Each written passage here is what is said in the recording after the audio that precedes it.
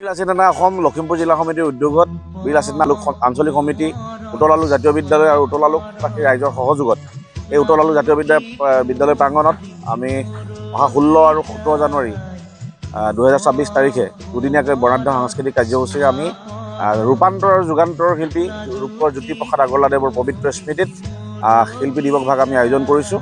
আৰু এই শিল্পী দিৱস ভাগত অহা 16 জানুৱাৰীত কবিতা আবৃত্তি, চিত্ৰাংকন, ৰচনা প্ৰতিযোগিতা এইবোৰ হ'ব।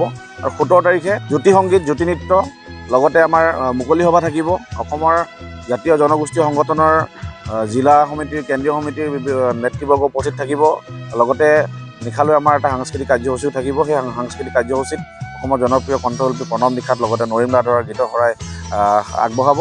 গতিকে আমি সমূহ লখিমপুৰবাসী ৰাইজক, উতল আলুবাসী ৰাইজক, লালুকবাসী ৰাইজক আমি একান্ত সহায় সহযোগিতা আৰু উপস্থিতি কামনা কৰিছোঁ।